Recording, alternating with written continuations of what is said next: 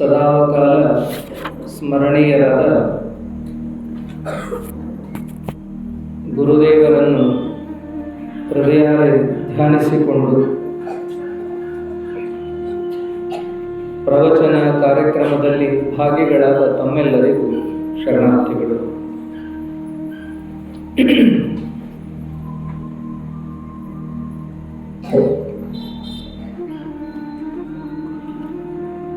ಶರಣರ ಚರಿತ್ರೆಯಲ್ಲಿ ಸೇವೆಯ ವಿಷಯವಾಗಿ ಚಿಂತನೆ ಮಾಡ್ತಾ ಇದ್ವಿ. ಸೇವೆ ಎನ್ನುವಂಥದ್ದನ್ನು ಬೇರೆ ಬೇರೆ ಮುಖಗಳಿಂದ ನಾವೆಲ್ಲ ನೋಡ್ತಾ ಬಂದಿವಿ. ಈಗಿನ ಕಾಲಕ್ಕೆ ಇದನ್ನು ಹೇಳುವುದು ಮತ್ತು ಮಾಡಿಸುವುದು ಬಹಳ ಕಷ್ಟ. ಕಾರಣ, ಎಲ್ಲದಕ್ಕೂ ಫಲಾಪೇಕ್ಷೆಯನ್ನು ಬಯಸುವ ಮನುಷ್ಯನಿಗೆ ಸೇವೆಯ ಬಗ್ಗೆ ಹೇಳುವಂಥ ಮಾತು ಅರ್ಥವಾಗದು. ಹಾಗಾಗಿ ಯಾರು ಅರ್ಥ ಮಾಡಿಕೊಳ್ತಾರೋ, ಯಾರು ಆ ಸೇವೆಯಲ್ಲಿ ಒಂದಾಗ್ತಾರೋ ಅವರು ಮಾತ್ರ ಅದರ ಲಾಭವನ್ನು ಪಡಿತಾರೆ ಎನ್ನುವಂಥದ್ದು. ಮಾಡಿದ್ದೆಲ್ಲಿ ಹೋಗಲ್ಲ, ನೀ ಮಾಡಿದ್ದು ನಿನ್ನನ್ನು ಕಾಯ್ತದ. ನೀ ಒಳ್ಳೇದು ಮಾಡಿದ್ರೆ ನಿನ್ನ ಒಳ್ಳೇದೇ ಆಗ್ತದ. ನಿಂದನ್ನು ಕೆಲಸ ನೀ ಮಾಡ್ಕೊಳ್ಳತ್ತಿ, ಮಂದಿಗಾಗಿ ಏನಾದರೂ ಒಂದಿಷ್ಟು ಮಾಡು, ನಿನಗದರಿಂದ ಲಾಭ ಆಗ್ತದ. ಇಂಥ ಅನೇಕ ಮಾತುಗಳನ್ನು ನಾವು ಕೇಳಿದ್ದುಂಟು.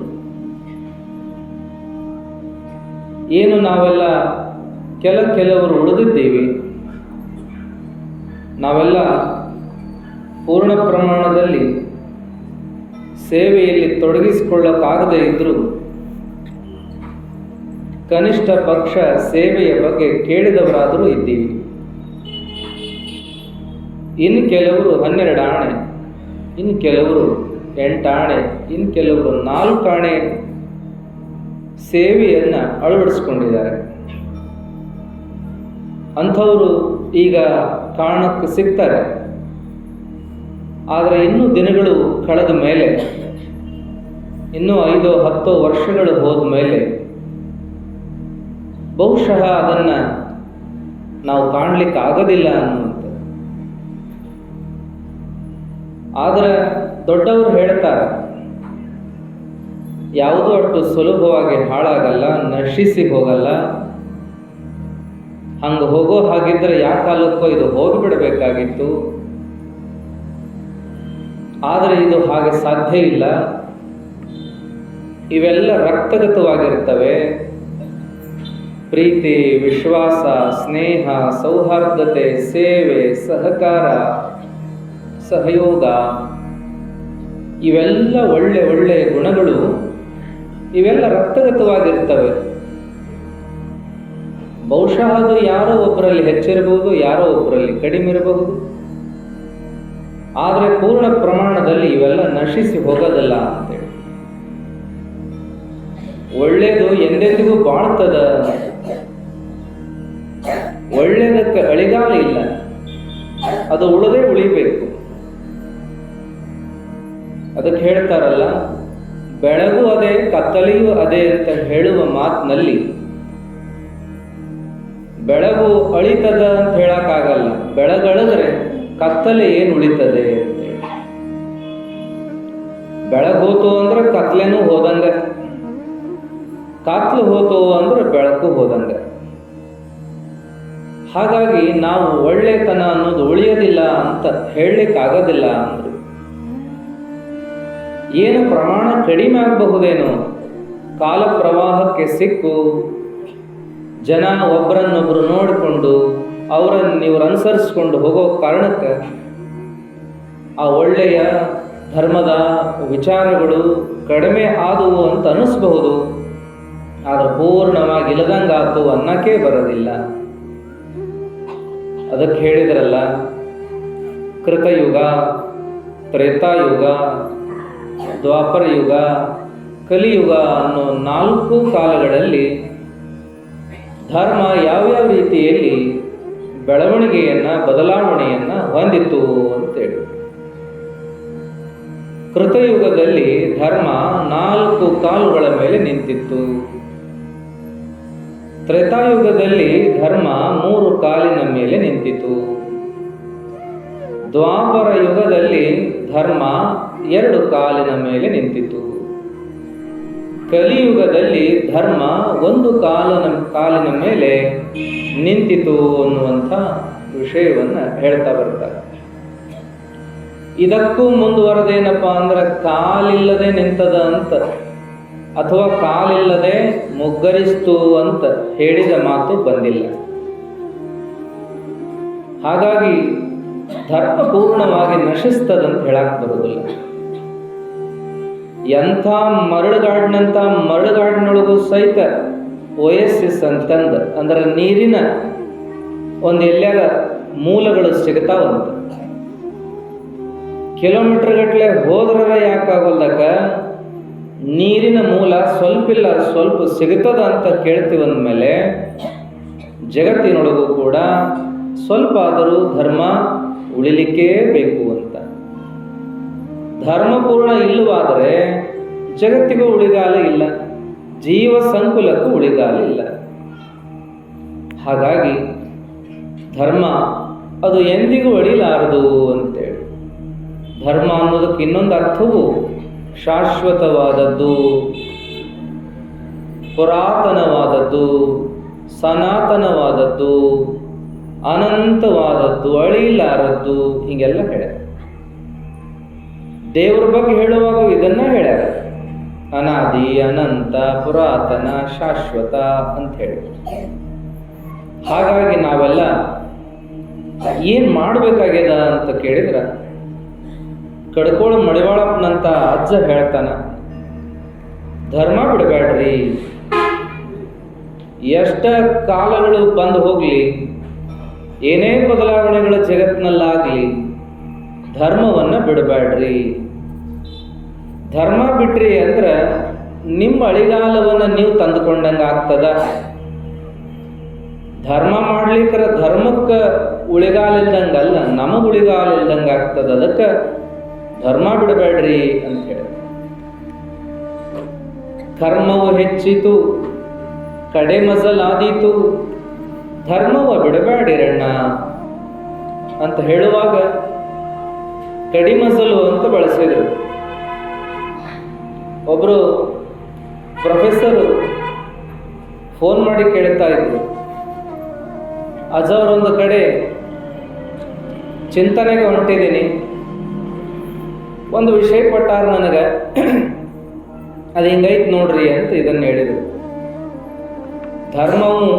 ಕರ್ಮವು ಹೆಚ್ಚಿತು, ಕಡೆ ಮೊದಲಾದೀತು, ಧರ್ಮವ ಬಿಡಬೇಡ್ರಣ್ಣ ಅಂದಾರ. ಏನು ಇದು ಕಡೆ ಮೊದಲಾದೀತು ಅಂತಂತಾರ, ನನಗೇನೇನು ತಿಳಿಲಿಲ್ಲ ಅಂತಂದು. ಇಲ್ರಪ್ಪ, ಅವರು ಸಾಮಾನ್ಯ ಭಾಷೆ ಒಳಗೆ ಹೇಳ್ತಾರ ಕಡಿಮಜಲ ಅಂತಂದು. ಕಡೆ ಮಜಲ್ ಅಂದ್ರೆ ಯಾವುದು? ಸತ್ತಾಗ ಬಾರಿಸೋದು. ಕಡೆ ಮಜಲು ಅಂದ್ರೆ ಅದೇ, ಕಡೆ ಭಜನಿ ಅಂದ್ರೆ ಅದೇ, ಕಡೆ ಜಾತ್ರೆ ಅಂದ್ರೆ ಅದೇ.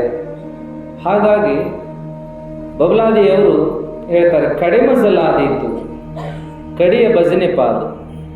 ಕರ್ಮವು ಹೆಚ್ಚಿದ್ರ ಕಡಿ ಮಜಲಕತಿ, ಕಡೆಯ ಭಜನೆಯನ್ನ ಕೇಳ್ತಿ, ಕಡೆಯ ಒಂದು ವಾದ್ಯವನ್ನು ಬಾರಿಸ್ಕೋತಿ, ಕಡೆಯ ಮಜಲನ್ನ ಮಾಡಿಕೊಳ್ತಿ. ಅದಕ್ಕೆ ಧರ್ಮ ಬಿಡಬೇಡ ಅಂತ ಹೇಳ್ತಾರೆ. ಅದಕ್ಕೆ ಎಂದಾರು ಒಂದಿನ ಧರ್ಮ ಹಿಡಿದ್ರೇನ್ ಬಿಟ್ರೇನು, ಒಂದಿನ ಇದು ಕಡಿ ಆಗುದ ಅಲ್ರಿ.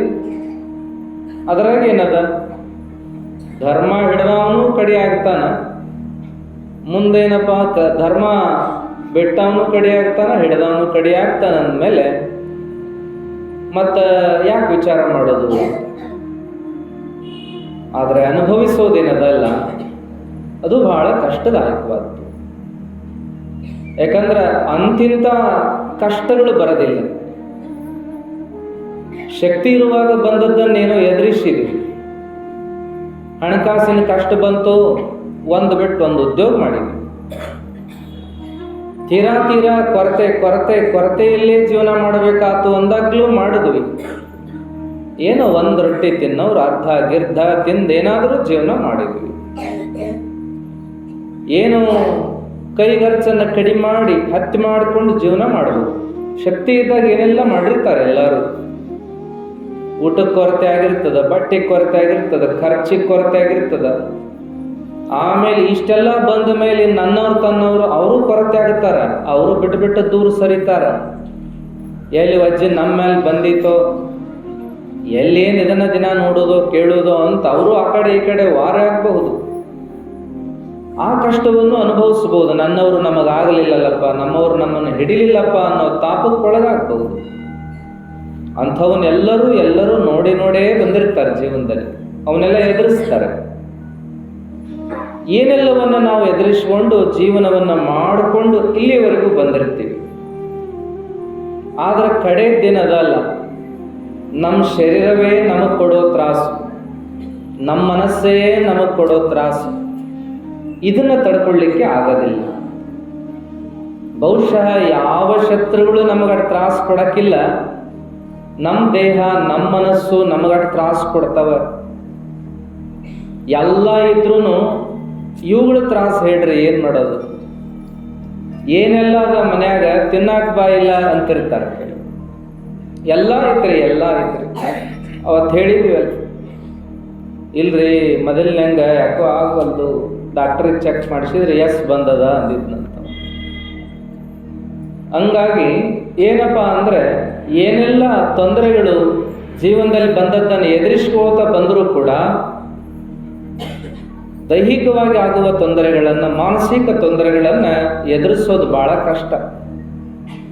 ದೇಹಕ್ಕೆ ಬಂದಿರತಕ್ಕಂಥವನ್ನ ಏನೋ ಒಂಚೂರು ಔಷಧ ತಗೊಂಡಾದ್ರೂ ನಿಯಂತ್ರಣದೊಳಗೆ ಇಟ್ಕೋಬಹುದು. ಕಳ್ಕತಿವನ್ನಕ್ಕಾಗಲ್ಲ. ಕೆಲವ್ರು ಅಂತಿರ್ತಾರೆ, ಏನ್ರಿಪ್ಪ ಹಿಂಗ್ಯಾಕೆ ತ್ರಾಸಾಗೈತಿ ಅಂದಾಗ, ಏನ್ರಿ ಎಲ್ಲಿ ತೋರಿಸಿದ್ರು ಆರಾಮಾಗುವಲ್ದು, ಡಾಕ್ಟರ್ ಹೇಳಿಬಿಟ್ಟಾರ ನೋಡ್ರಿ, ನಿನ್ ಜೋಡಿನೇ ಬರುವುದಪ್ಪ ಅದ ಅಂದ್ಬಿಟ್ಟಾರ ಅಂತಿರ್ತಾರೆ. ಇನ್ನು ಕೆಲವರು ತಾವಾಗಿ ನಿರ್ಣಯ ಮಾಡ್ಕೊಂಡಿರ್ತಾರೆ, ಇದಕ್ಕೇನು ನಾ ಇನ್ನು ಗುದ್ದಾಡಂಗಿಲ್ರಿ, ಅದ್ರ ಜೋಡಿ ಹೊಂದ್ಕೊಂಡ್ಬಿಡ್ತೀನಿ, ಅದು ಒಂದು ಬಂದ ಜೀವನದಾಗ ಅಂದಮೇಲೆ ಹೋಗುವಾಗ ಕರ್ಕೊಂಡು ಹೋಗ್ಬಿಡ್ತೀನಿ ಅಂತೇಳಿ. ಶರೀರಕ್ಕೆ ಬರುವ ತೊಂದರೆಗಳು ಅಥವಾ ಶರೀರ ಕೊಡುವಷ್ಟು ತೊಂದರೆಯನ್ನ, ಕಷ್ಟವನ್ನ, ಮನಸ್ಸು ಕೊಡುವಂತಹ ತೊಂದರೆ ಕಷ್ಟವನ್ನ ಮತ್ತಾರು ಕೊಡ್ಲಿಕ್ಕೆ ಸಾಧ್ಯದ? ಅದಕ್ಕಾಗಿ ಶರಣರು ತಮ್ಮ ಮನಸ್ಸನ್ನೇ ಹೊರಗೆಚ್ಚಿ, ದೇಹವನ್ನೇ ಹೊರಗೆಚ್ಚಿ, ಅದನ್ನೇ ಲಕ್ಷಿಟ್ಟು ಎಲ್ಲ ಹೇಳ್ತಾ ಬಂದರು.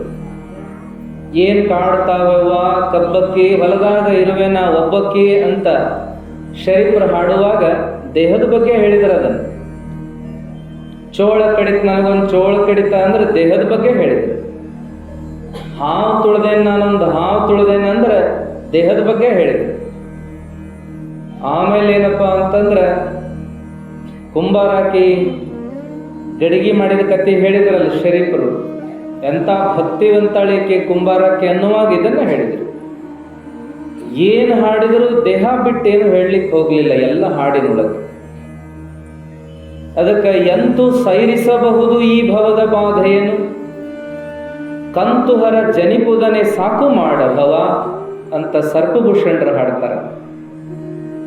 ಎಟ್ಟರ ಸಹಿಸಿಕೊಳ್ಳದಪ್ಪ ಮಾರಾಯ, ಎಂತೂ ಸೈರಿಸಬಹುದು ಈ ಭವದ ಬಾಧೆಯನ್ನು, ಕಂತುಹರ ಜನಿಪುದನೆ ಸಾಕು ಮಾಡಭವ.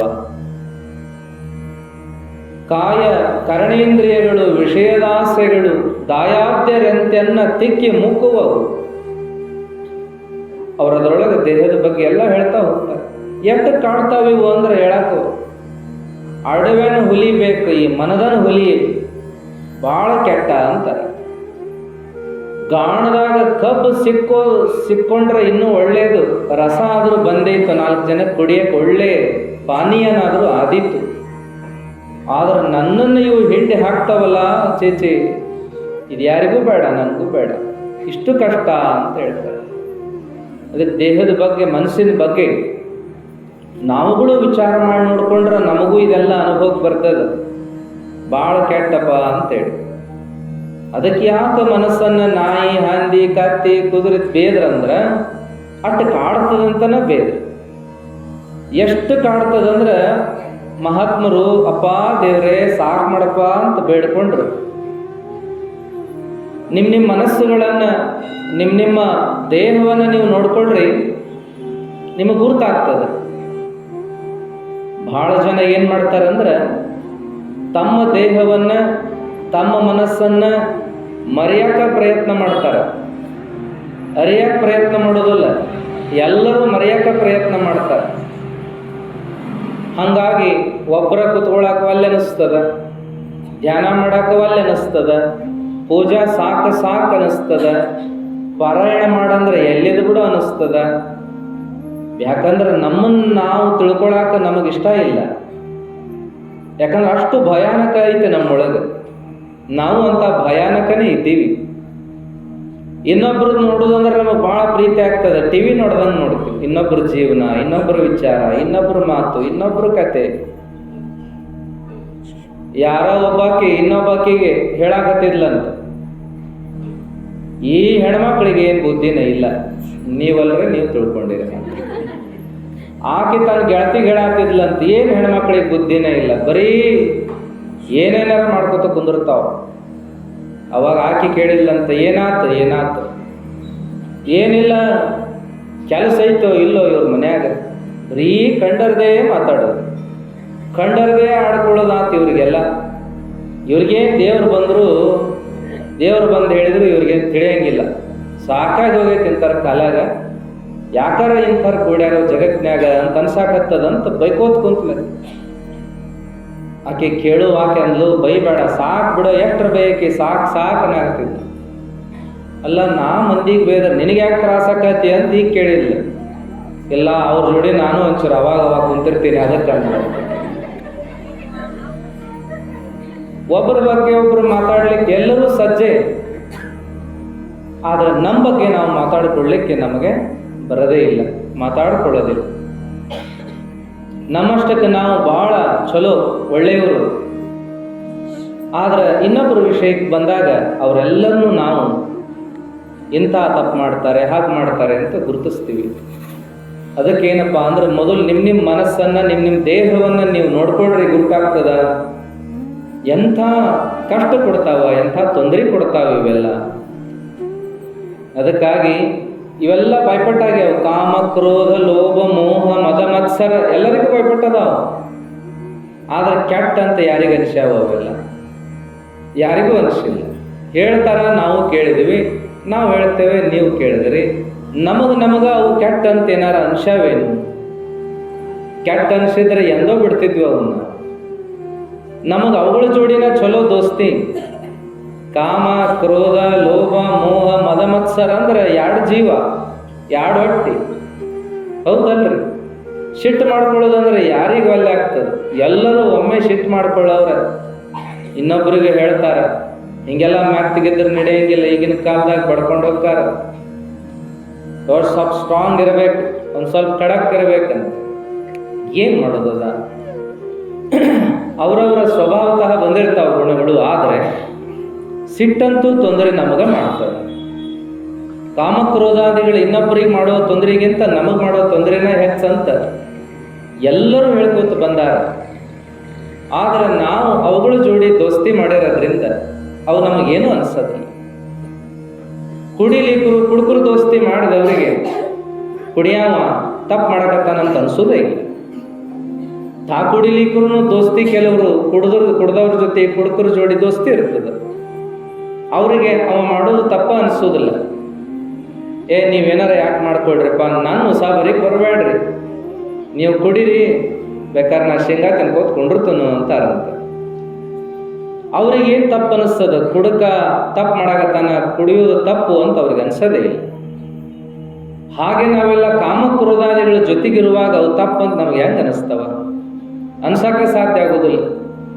ಅದಕ್ಕಾಗಿ ಏನದ ಅಂತಂದ್ರೆ ನಮ್ಮನ್ನು ನಾವು ತಿಳ್ಕೊಳ್ಳೋದು ಬಹಳ ದೊಡ್ಡದು ಅಂತೇನು ಹೇಳ್ಯಾರಲ್ಲ, ಅದಕ್ಕಾಗಿ ಆ ಕೆಲಸವನ್ನು ನಾವು ಮಾಡಬೇಕು.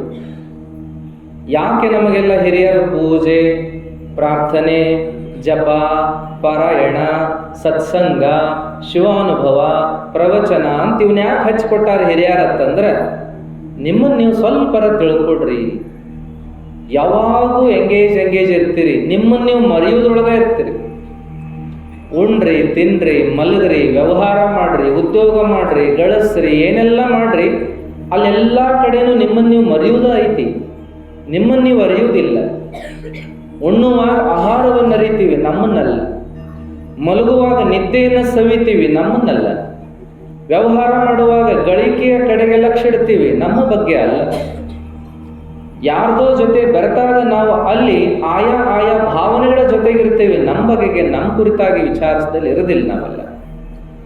ಹಂಗಾಗಿ ನಮ್ಮ ಬಗ್ಗೆ ನಾವು ತಿಳ್ಕೊಳ್ಳೋ ಅವಕಾಶವನ್ನು ಎಲ್ಲರೂ ತಂದುಕೋಬೇಕು. ದಿನಕ್ಕೆ ಒಂದು 10 ಮಿನಿಟ್ ಆದರೂ ನಾವು ಸಮಾಧಾನವಾಗಿ ಕುತ್ಕೊಳ್ಳೋದನ್ನು ಕಲಿಬೇಕು. ಎದ್ದಾಗರಾಗಲಿ, ಮಲಗಿದಾಗರಾಗಲಿ, ಮಲಗೋಕ್ಕಿಂತ ಮೊದಲಾಗಲಿ, ಎದ್ದಾಗರಾಗಲಿ, ಮಲಗೋಕ್ಕಿಂತ ಮೊದಲಾಗಲಿ. ಆ ಕೆಲಸವನ್ನು ನಾವು ಮಾಡಬೇಕೆಲ್ಲರೂ. ಯಾಕಂದ್ರೆ ನಮಗೆ ನಾವು ಅರ್ಥ ಆಗದೆ ಇದ್ರೆ ಇನ್ಯಾರಿಗೆ ನಾವು ಅರ್ಥ ಆಗ್ತೀವಿ? ನಮ್ಮನ್ನು ನಿಯಂತ್ರಣ ಮಾಡ್ಕೊಳಕ್ ಬರಲಿಲ್ಲ ಅಂದ್ರೆ ಇನ್ಯಾರನ್ನ ನಾವು ನಿಯಂತ್ರಣ ಮಾಡ್ತೀವಿ? ನಮಗೆ ಬುದ್ಧಿ ಹೇಳ್ಕೊಳಕ್ ಬರೋಲ್ದಂದ್ರೆ ಇನ್ಯಾರಿಗೆ ನಾವು ಹೇಳ್ತೀವಿ? ನಮಗೆ ಸರಿ ದಾರಿ ಒಳಗೆ ನಡೆಸ್ಕೊಳಕ್ ಬರಲಿಲ್ಲ ಅಂದ್ರೆ ಇನ್ಯಾರನ್ನು ನಾವು ನಡೆಸ್ತೀವಿ? ಆದ್ರೆ ಏನಾಗಿದೆ ಅಂದ್ರೆ ಇವತ್ತಂತೂ ಉಪದೇಶಗಳ ಮೇಲೆ ಉಪದೇಶಗಳದಾವೆ. ಎಷ್ಟು ಜನ ಚಲೋ ಮಾತಾಡೋರು ಅದಾರ ಅಂದ್ರೆ ಅಪ್ಪ ಅಂದ್ರೆ ಅವ್ರ ಅಪ್ಪ ಅದಾರ, ಭಾರಿ ಚಲೋ ಮಾತಾಡ್ತಾರೆ. ಎಷ್ಟು ಚಲೋ ಬರೀತಾರೆ ಅಂದ್ರೆ ಚೇಚೆ, ಇವ್ರಿಗಿಂತವ್ರು ಅವ್ರಿಗಿಂತವ್ರು. ಬುಕ್ಕದ ಅಂಗಡಿಗೆ ಹೋಗ್ರಿ ನೀವು, ಸಾಹಿತ್ಯ ಪ್ರಕಾಶನ ಅಂತ ಇರ್ತಾವ, ಸಪ್ನಾ ಬುಕ್ ಹೌಸ್ ಅಂತದ, ಬಹಳ ದೊಡ್ಡದು. ಅಲ್ಲೆಲ್ಲ ಹೋದಾಗ ಎಷ್ಟು ಪುಸ್ತಕಗಳು. ಪ್ರಿಂಟಿಂಗ್ ಪ್ರೆಸ್ಸಿಗೆ ಹೋದ್ರಂತೆ ಒಟ್ಟ ಬಿಸಿ. ಒಂದೊಂದು ದಿನಕ್ಕೆ ಎಷ್ಟು ಬುಕ್ಗಳು ಪ್ರಿಂಟ್ ಆಗ್ತಾವೋ ಏನ್ ಕಥೆಯೋ, ಒಂದೊಂದು ದಿನಕ್ಕೆ ಎಷ್ಟು ಕಾರ್ಯಕ್ರಮಗಳು ನಡೀತಾವೋ ಏನ್ ಕಥೆಯೋ. ಹೇಳೋರು ಬರೆಯೋರು, ಹಾಡೋರು, ಕುಣಿಯೋರು ಸಾಕಷ್ಟು ನಡೆದದ ಖರೆ. ಆದ್ರೆ ಇನ್ನೊಬ್ಬರು ಸುಧಾರಣೆ ಆಗ್ಲಿ ಅಂತಾನೆ ಇವೆಲ್ಲ ನಡೆದಾವೆ ವಿನಃ ನಾವು ಸುಧಾರಣೆ ಆಗೋಣ ಅನ್ನೋದಕ್ಕೆ ನಡೆದರೆ ಜಗತ್ತು ಹಿಂಗ್ಯಾಕೆ ಹೊಡಿತದ ಅಂತೇಳಿ. ಇದು ನಮ್ಮ ಸುಧಾರಣೆಗೆ ಅಂತ ನಾವು ತಗೋಬೇಕು. ನೀವೆಲ್ಲ ಕನ್ನಡಿದ್ದಂಗ ನಿಮ್ಮನ್ನು ನೋಡ್ಕೋತ ನಾ ಹೇಳಬೇಕು, ನನಗೆ ನಾ ಹೇಳ್ಕೊಳ್ಬೇಕು ಇದನ್ನೆಲ್ಲ. ಅವಾಗ ನಾ ಸುಧಾರಣೆ ಆಗ್ತೀನಿ. ನನ್ನನ್ನು ಕನ್ನಡಿ ಅಂತ ನೀವು ತಿಳ್ಕೋಬೇಕು, ಅವಾಗ ನೀವು ಸುಧಾರಣೆ ಆಗ್ತೀರಿ. ಬಸವಣ್ಣವ್ರು ಹೇಳಿದಾರಲ್ಲ, ಜಂಗಮವ ನೋಡುವ ಅಣ್ಣಗಳಿರ, ಕನ್ನಡಿಯ ನೋಡುವ ಅಣ್ಣಗಳಿರ, ಜಂಗಮವ ನೋಡಿರೆ. ಜಂಗಮದಲ್ಲಿ ಲಿಂಗಯ್ಯ ಸನ್ನಿಹಿತನಾಗಿಪ್ಪ ಅಂತ ಹೇಳ್ತಾರ ಅವರು. ಕನ್ನಡಿ ನೋಡೋರು ಬರೀ ನಿಮ್ಮ ಮುಖ ನೋಡ್ಕೋತೀರಪ್ಪ, ನಿಮ್ಮ ಮುಖ ನೋಡ್ಕೊಂಡು ತಿದ್ದಿಕೊಂಡು ಅಂದ ಚಂದ ನೋಡ್ಕೊಂಡು ಹೋಗ್ಬಿಡಬಹುದು, ಅದಕ್ಕಿಂತ ಹೆಚ್ಚಿಂದ ಏನು ಆಗೋದಿಲ್ಲ. ಆದ್ರೆ ಏನಾದ್ರು ನಿಮ್ಗೆ ಹೆಚ್ಚಿಂದ ಆಗ್ಬೇಕಾಗಿತ್ತು ನಿಮ್ಮ ಜೀವನದಾಗ ಅಂದ್ರೆ ನೀವು ಸಮಾಜ ನೋಡ್ರಿ ಅಂತ. ಜಂಗಮ ನೋಡಿರೆ ಅಂದ್ರೆ ಸಮಾಜ ನೋಡ್ರಿ. ನೀವೇನನ್ನೋದನ್ನು ನಿಮಗೆ ತೋರಿಸ್ಕೊಡೋದು ಯಾವುದು ಅಂದ್ರೆ ಸಮಾಜ. ನೀವೇನನ್ನೋದು ನಿಮಗೆ ತೋರಿಸ್ಕೊಡೋದು ಯಾವುದು ಅಂತಂದ್ರೆ ಜನಸಂಕುಲ. ಹಾಗಾಗಿ ನಿಮ್ಮನ್ನು ನೀವು ಜನರಲ್ಲಿ ನೋಡ್ಕೊಳ್ಬೇಕು. ಕನ್ನಡಿಯಲ್ಲಿ ನೋಡ್ಕೊಳ್ಳೋದಿದ್ದದ್ದೇ ಜನರೊಳಗೆ ನೀವು ಹೆಂಗದಿರಿ ಅನ್ನೋದನ್ನ ನೋಡ್ಕೊ. ನಾವು ಹಂಗ ಇಲ್ಲ, ಕನ್ನಡಿ ನೋಡ್ಕೊಳ್ಳೋದಕ್ಕೆ ಬಹಳ ಪ್ರೀತಿ. ಎಲ್ಲಿ ಬೇಕಲ್ಲಿ ನಮಗೆ ಕನ್ನಡಿ ಬೇಕು. ಇತ್ತಾಗೊಂದಿದ್ರು ಚಂದ, ಅತ್ತಾಗೊಂದಿದ್ರು ಚಂದ, ಬಾಗಲ್ದಾಗ ಹೋಗುವಾಗ ಒಂದಿದ್ರು ಚಂದ, ಬಾಗಲ್ ಮೇಲಿದ್ರು ಚಂದ. ಮತ್ತು ನಮ್ಮ ಪ್ರೈವೇಟ್ ಕೋಲ್ಯಾಗ ಒಂದಿರಲೇಬೇಕು, ಬಾತ್ರೂಮ್ನಾಗಿದ್ರೆ ಇನ್ನೂ ಭಾಳ ಚಲೋ. ಹಿಂಗೆಲ್ಲ ಹೇಳಿ ಎಲ್ಲ ಕಡೆ ಕನ್ನಡಿ ಹಾಕ್ಕೊಳ್ಳೋರಿ. ಮತ್ತು ಇಟ್ಟುದ್ದ ಎಲ್ಲ ಕಾಣಲೇಬೇಕು, ಉಡುಗೆ ತೊಡುಗೆ ಹೆಂಗದ ಅಂತ ನೋಡ್ಕೋಬೇಕಲ್ಲ ಅಂತ ಅದಕ್ಕೆಲ್ಲ ಒಂದು ಪ್ರತ್ಯೇಕ ವ್ಯವಸ್ಥೆ ಮಾಡಿಕೊಳ್ಳುವಂಥದ್ದು. ಹೀಗೆಲ್ಲ ಮಾಡ್ತಾರೆ. ರಾಜರ ಕಾಲದಾಗೂ ಇತ್ತಂತ ಬಿಡ್ರಿ, ಈಗಲ್ಲ. ಅವರೆಲ್ಲ ಏನಪ್ಪ ಅಂದ್ರೆ ತುಂಬ ಕನ್ನಡಿದ ಒಂದು ಕೋಲಿ ಕಟ್ಟಿಸ್ಕೊಂಡ್ಬಿಡೋರು. ನಿಂತರ ಸಾಕು ಎಲ್ಲ ಮಗಲ್ ಕಂಡ ಬಿಡಬೇಕು. ಆದ್ರೆ ಹಿಂಗೆ ನೋಡ್ಕೊಳ್ಳೋರು ಇರಬಹುದು ಜಗತ್ತಿನೊಳಗೆ, ಹಿಂದೂ ಇದ್ರು ಈಗೂ ಅದಾರ. ಆದ್ರೆ ನಾವು ಏನು ಅಂತ ನೋಡ್ಕೊಳ್ಬೇಕಲ್ಲ. ನಾವು ಏನು ನಿಜವಾಗಿಯೂ ನಾವು ಏನಿದ್ದೀವಿ, ನಮ್ಮ ಗುಣ ಏನು, ನಮ್ಮ ಸ್ವಭಾವ ಏನು, ನಮ್ಮ ವಿಚಾರ ಏನು, ನಮ್ಮ ಆಚಾರ ಏನು ಅನ್ನೋದು ನಮಗೆ ತಿಳಿಬೇಕಾದ್ರೆ ನಾವು ಒಂದು ಧ್ಯಾನ ಮಾಡಬೇಕು, ಇಲ್ಲ ಸಮಾಜದಾಗ ಎಲ್ಲರ ಜೊತೆ ಬೆರಿಬೇಕು. ಅವಾಗ ಯಾರ್ಯಾರು ಒಂದೊಂದು ಹೇಳ್ತಾರೆ, ನೀ ಹಿಂಗೆ ನೋಡು, ನೀ ಹಿಂಗದಿ, ನೀ ಹಿಂಗದಿ ಅಂತ ಎಲ್ಲರೂ ಹೇಳ್ತಾರೆ. ಮಕ್ಕಳೊಂದು ಹೇಳ್ತಾರೆ, ದೊಡ್ಡರೊಂದು ಹೇಳ್ತಾರೆ, ಮನೆಯವರೊಂದು ಹೇಳ್ತಾರೆ, ಅಪ್ಪೊಂದು ಅವ್ವೊಂದು ಎಲ್ಲ ಗೆಳೆಯರೊಂದೊಂದು ಹೇಳ್ತಾರೆ ಎಲ್ಲರೂ. ಅವಾಗ ನಾವೇನು ಮಾಡ್ತೀವಿ ಅಂದರೆ ಬರೀ ಕನ್ನಡಿ ನೋಡಿಕೊಂಡು ನಾವು ಇನ್ನೊಬ್ರೇನಾದ್ರು ನಮ್ಮದನ್ನು ನೋಡಿ ಹೇಳಿದ್ರು ಅಂದ್ರೆ ನಾವೇನು ಒಪ್ಕೊಳ್ತೀವ? ಒಪ್ಕೊಳ್ಳೋಕೆ ಸಾಧ್ಯವೇ ಇಲ್ಲ. ನಂದು ಹೇಳಕ್ಕೆ ಬರ್ತೀವಿ, ನಿನ್ನ ನೋಡ್ಕೋ ಅಂದ ಬಿಡೋರು ನಾವು. ನಂದೇನು ಹೇಳ್ತೀವಿ, ಹೋಗೋ ಗೊತ್ತೈತೆ ನನಗೆ ಅನ್ನೋರು ನಾವು. ಇರುವತ್ತಕ್ಕೆ ಹೋಗು, ನಾ ಅಂದ್ರೆ ನಾನು ನಾಪದಿ ಹೋಗಿ ನೀ ಗೊತ್ತೈತಿ, ನೀ ಅಂದ್ರೆ ನೀನು ನಾಪದಿನ ಹೋಗಿ ನಾ ಗುರ್ತೈತಿ ಅಂತ ಯಾರದನ್ನೂ ಒಪ್ಕೊಳ್ಳಂಗಿಲ್ಲ. ಅದೇ ಹೇಳ್ತಾರಲ್ಲ, ಇದ್ದಿದ್ದಂಗ ಹೇಳಿದ್ರೆ ಕೆಂಡದಂಥ ಕೋಪ ಎದ್ದು ಬಂದ ಒದ್ದಂಗೆ ಅನ್ನುವಂಥ. ಹಾಗಾಗಿ ಯಾರು ಹೇಳಿದ್ರು ನಾವು ನಮ್ಮ ಬಗ್ಗೆ ವಿಚಾರ ಮಾಡಲ್ಲ, ಒಪ್ಕೊಳ್ಳಲ್ಲ ಅದನ್ನು ನಾವು. ಹಿಂಗದಿದ್ರು ನೋಡಿ, ಹಿಂಗ್ಯಾಕೆ ಮಾಡ್ತೀರಿ ಅಂದ್ರೆ ಸಾಕು, ನಾ ಏನು ಮಾಡೀನಿ ಅಂತ ಹೊಳ್ಳಿ ಸಿಟ್ಟಿಗೆದ್ದು ಕೇಳ್ತೀವಿ ವಿನಃ ನಾ ಏನೋ ತಪ್ಪು ಮಾಡಿದೆ ಅಂತ ನಮಗೆಂದೂ ಅನಿಸೋದಿಲ್ಲ. ಹಿಂಗಿದ್ದಾಗ ನಾವೇನು ಸುಧಾರಣೆ ಆಗ್ತೀವಿ? ಇವತ್ತಿನ ಕಾಲಕ್ಕಂತೂ ಅಹಂಕಾರ ಬಹಳ ಆಗಿದೆ. ನಾ ಮಾಡಿದ್ದೇ ಖರೆ, ನಾ ಮಾಡಿದ್ದೇ ಬರೋಬರಿ, ನಾ ಮಾಡಿದ್ದ ಎಲ್ಲರೂ ಒಪ್ಕೋಬೇಕು, ನಾ ಏನು ತಪ್ಪು ಮಾಡಿದ್ದೀನಿ ಇದೇ ಬರೋಬ್ಬರಿ ಅಂತ ಸಾಧಿಸುವಂಥ ಹಠ ಬಹಳದ, ಅಹಂಕಾರ ಬಹಳದ. ಹಾಗಾಗಿ ಏನು ಹೇಳೋದು, ಅವ ಏನು ಮಾಡ್ತಾನೆ ಅದೇ ಖರೆ, ನಾವೇನು ಮಾಡ್ತೀವಿ ಅದೇ ಖರೆ. ಹಾಗಾಗಿ ಇಂಥ ಪ್ರವೃತ್ತಿ ನಮ್ಮನ್ನು ಸುಧಾರಣೆ ಮಾಡೋದಿಲ್ಲ, ನಮ್ಮನ್ನು ಉದ್ಧಾರ ಮಾಡೋದಿಲ್ಲ. ಅದಕ್ಕೆ ನಾವೇನು ಮಾಡಬೇಕು ಅಂದ್ರೆ ನಾವು ಇನ್ನೊಬ್ಬರ ಮುಖದೊಳಗೆ ನಮ್ಮನ್ನು ನೋಡ್ಕೊಳ್ಳುವಂಥದ್ದನ್ನು ಕಲಿಬೇಕು. ಅದಕ್ಕೆ ಶರಣರು ಏನು ಮಾಡಿದರು, ಮಹಾತ್ಮರು ಏನು ಮಾಡಿದ್ರು ಅಂದ್ರೆ ಇನ್ನೊಬ್ಬರೊಳಗೆ ತಮ್ಮನ್ನು ನೋಡಿಕೊಂಡು ಯಾರೇನ ಅಂದ್ರೂ ಏನು ತಿಳ್ಕೊಳ್ಳಿಲ್ಲ, ಅವ್ರು ಖುಷಿ ಪಟ್ರೆ, ಇನ್ನೂ ಭಾಳ ಚಲೋ ಆತಂತ ಖುಷಿ ಪಟ್ರೆ ಅವರು. ಮತ್ತು ಬೇಡ್ತಿದ್ರು ಅವ್ರು, ನನ್ನ ಬೈರೋ, ನನಗೆ ಅನ್ರಿ ಅಂತಿದ್ರಂತ ಮಹಾತ್ಮರು. ಹೊಗಳಬೇಡ್ರಿ ನನ್ನ, ಬೈರಿ ಅನ್ರಿ. ಮುಪ್ಪಿನ ಷಡಕ್ಷರಿಗಳಂತಾರ, ಒಡೆಯಿರುಗಳ ಮಠಕ್ಕೆ ಬರಲು ಜಡಿದು ಬಡಿದು ನೂಕಲೆನ್ನ, ಹಂಗಾದರೂ ದೇವರನ್ನ ನೆನೆಸ್ತೀನಲ್ಲ ನಾನು ಅಂತ. ಯಾರು ನನ್ನನ್ನು ಸೇರದಾದಾಗ ದೇವರೇ ನಾನು ನಿನ್ನನ್ನು ಸೇರುತ್ತೇನೆ ಎಂಬುದು ನನಗೆ ಖಚಿತವಾಗಿ ಗುರ್ತದ. ಹಾಗಾಗಿ ಎಲ್ಲರೂ ನನ್ನನ್ನು ದೂರುವಂಗೆ ಮಾಡು, ಬೈಯುವಂಗೆ ಮಾಡು, ಹಂಸುವಂಗೆ ಮಾಡು, ಹೀಗೆಲ್ಲ ಬೇಡ್ಕೊಂಡ್ರು. ಆದರೆ ನಾವೇನು ಬೇಡ್ಕೊಳಕ್ಕೆ ಸಾಧ್ಯದನ? ಬೇಡ್ಕೊಳ್ಳಾಗ ಸುಮ್ಮನೆ ಯಾರೋ ಒಬ್ಬರು ಒಂದು ಮಾತಂದ್ರೂ ನಮ್ಗೆ ಸಹನ ಆಗೋದಿಲ್ಲ. ನಾವು ಭಾಳ ಸಿಟ್ಟು ಮಾಡ್ಕೋತೀವಿ, ಹಿಂಗೆ ಅಂತೀವಿ, ಜಗಳಕ್ಕೆ ನಿಲ್ತೀವಿ, ಬಡಿತೀವಿ, ವಿರೋಧ ಮಾಡ್ತೀವಿ, ಮನಸ್ಸಿನಾಗ ಒಂದು ಸಿಟ್ಟ ಇಟ್ಕೋತೀವಿ ಅವ್ರ ಬಗ್ಗೆ. ಅವಂದ್ರೆ ನಮಗೆ ಆಗೋದಿಲ್ಲ ಅಂತ ಅಂದುಬಿಡ್ತೀವಿ. ಹಾಗಾಗಿ ನಮ್ಮ ಬಗ್ಗೆ ಯಾರಾದರೂ ಮಾತನಾಡಿದಾಗ ನಾವು ಅದನ್ನು ಸ್ವೀಕಾರ ಮಾಡಬೇಕು ಅಂತ ಹೇಳಿದರು. ಮನದೊಡೆಯ ಮಹದೇವ ಮನವ ನೋಡಿಹನೆಂದು ಮನುಜರ ಕೈಯಿಂದ ಒಂದೊಂದ ನುಡಿಸುವನು. ಇದಕ್ಕೆ ಬೆದರದಿರು ಮನವೇ, ಇದಕ್ಕೆ ಕಾತರಿಸದಿರು ತನುವೆ, ನಿಜವ ಮರೆಯದಿರು ಕಂಡ ನಿಶ್ಚಿಂತನಾಗಿರು. ಬಸವಪ್ರಿಯ ಕೂಡಲ ಚನ್ನಸಂಗಯ್ಯನು ಬೆಟ್ಟದನಿತ ಅಪರಾಧವನ್ನು ಒಂದು ಒಟ್ಟಿನಲ್ಲಿ ತೊಡೆವನು ಅಂತ ಹೇಳ್ತಾರೆ. ಯಾರೇನಾದರೂ ಚಿಂತೆ ಮಾಡಬೇಡಪ್ಪ, ಅನ್ಲಿ ಪರವಾಗಿಲ್ಲ ಅಂತ ಸಮಾಧಾನವಾಗಿರು. ಅವ್ರೇನಂತಾರ ಅನ್ಲಲ್ಲಿ, ಬೆದರದಿರು ಮನವೇ, ಕಾತರಿಸದಿರು ತನುವೆ, ನಿಜವ ಮರೆಯದಿರು ನಿಶ್ಚಿಂತನಾಗಿರು.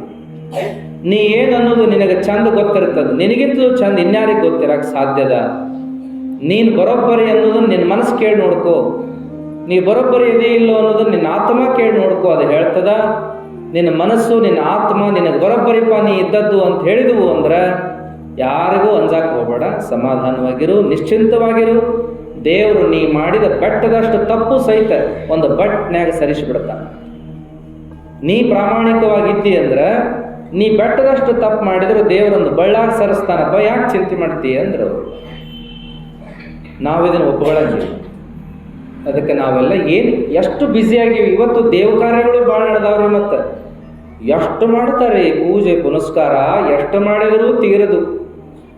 ಅವಾಗೇನು ಊರಿಗೊಂದು ಹಬ್ಬ, ತಿಂಗಳಿಗೊಂದು ಹಬ್ಬ, ಊರಿಗೊಂದು ಜಾತ್ರೆ, ಊರಿಗೊಂದು ಪುರಾಣ ಪ್ರವಚನ ನಡೀತಿತ್ತು.